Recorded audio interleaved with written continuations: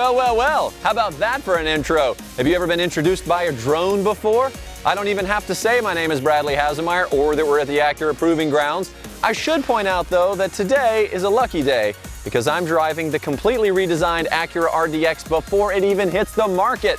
I'm going to be comparing it to this, the Audi Q5. Of course, both of these SUVs will fit some of your needs, but we got to figure out which one ultimately ends up in your driveway. Let's go.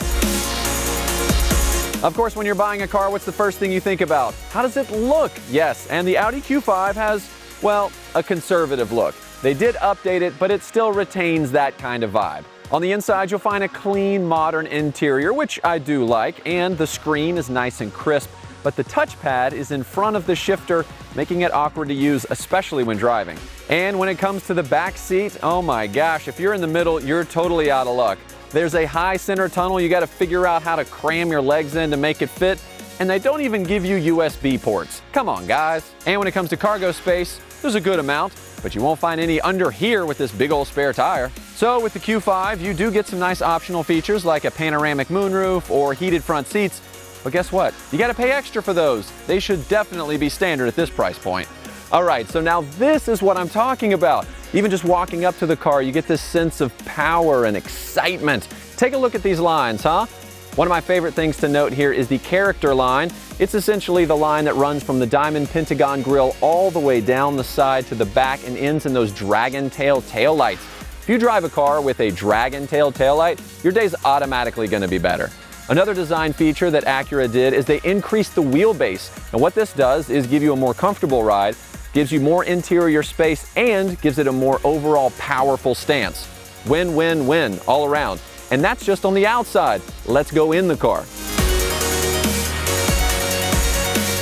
Welcome to the lifestyles of the rich and famous inside here, baby. Yeah, look at this interior, huh? It's like you're in first class. You got this leather-wrapped sport steering wheel with paddle shifters. Boom, boom, boom, boom. So much power just in my hands. And look up. It's a bird. It's a plane. No, it's a giant panoramic moonroof, which comes standard, by the way. All this is based on Acura's precision cockpit, and I think it feels like first class. Of course, I don't really know what first class feels like because they flew me coach. Yeah, you did. You did. But I'm okay about that. One of the things I really love about this new interior is this 10.2-inch display. It's sharp, it's crisp, and it works with what I call the brilliant True Touchpad interface. No hashtag fake news, only true touch here. Whatever you touch on the touchpad corresponds to the screen. There's no mouse, there's no buttons, there's no fumbling around, there's no reaching over here while you're trying to look at the nav and look. No. It's nice, it's clean, it's simple, and I don't know why anyone else has never done this before. And when it comes to audio, you've got premium speakers mounted high on the doors and available speakers mounted in the ceiling. Yes, that means you're getting a front to back, side to side, and top to bottom audio experience. If the words floating center console sound like a Zen meditation to you, well, that's good, because this beautiful area here brings you much peace and storage. In the middle, in the back, underneath, plus 2 USB ports. Thank you, Acura. Let's just pause for a second and take a minute to reflect on the beauty that is this front seat. It's rich Milano leather, perforated so it's ventilated. That also means it can be heated. This thing can be adjusted up to 16 different ways. It's super comfortable, which is great for long road trips or just gazing at the moon through the moonroof.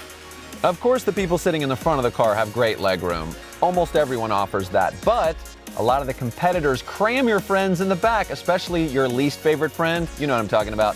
Middle seat. Yeah. Middle seat Sammy is not happy in the other competitors' cars. But here, with no raised floor, he's thrilled. Oh, and also there's 2 more USB charging ports back there. You don't have to talk to your kids. Plug them in. And this is an SUV, of course, so let's talk cargo. Back here, cargo is top-notch. Check this out. Convenient underfloor storage, yes, perfect for hiding all of those things that you don't want seen. And unique to this segment, ta-da, even more underfloor storage. Now, let's say you've got something large that you need to put back here. That's fine. Just pull these handles. Boom. All seats fold flat. Now it's time to find out which one of these two has racing in its DNA. Oh, there we go. That's what I'm talking about. That's all thanks to the 2-liter turbo in this RDX. It delivers a surprisingly large amount of power and torque. And a lot of that torque is that 0 to 30, so you're really going to feel it as you're taking off. I really love how this cockpit's been designed around the driver. I've got this great steering wheel with paddle shifters right here, and if you want even more control, you can click through your different drive modes on the fly to help you connect better with the road. And this RDX features available Acura Super Handling all-wheel drive, which can distribute power from the front to the back to give it more agility and more control. And you really feel that when you're entering some of these curves. I mean, this does not drive like an SUV. All right, so if you're looking for something that's fun to drive, something with a little bit of punch and also control, this is the SUV for you. You know, Acura obviously didn't hold back one bit with this new RDX. All right, Q5, show me what you got. Okay, all right, a little bit of pickup there, yes. Takes a little time to get going. This is a big car. Once it does, though, it's nice and smooth. Shifts are quick, which is good, although only 7 speeds to work with here instead of the 10 from the RDX. And it's got a good feel. The corners are really flat. The Quattro all-wheel drive, of course. Audi is famous for that. Overall, it's a decent ride, but it's definitely missing that racing spirit from the RDX.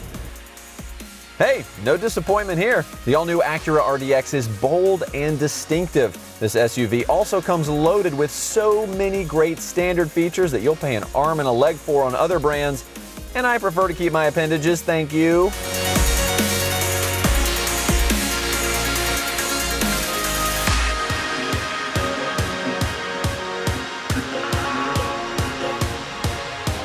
All right, so Audi has updated their styling this year, which is great. Some sharper lines, still a little bit conservative, and they put in a faux exhaust panel in the back. That to me says they don't trust their own power. Now when it comes to the RDX, this thing really stands out. What you see is what you get with this, and I absolutely love that. Not to mention the fact you're getting a car loaded with standard features that you're gonna have to pay a whole lot more for in something like an Audi, including Acura Watch driver assistance technologies. Yes, a whole suite of features that I don't have time to tell you about. But now it's your turn. Head to Acura.com. Make your own comparison. I gotta take off. I've got another job. I'm a land surveyor. All right, Bradley out. See you next time. It looks huge!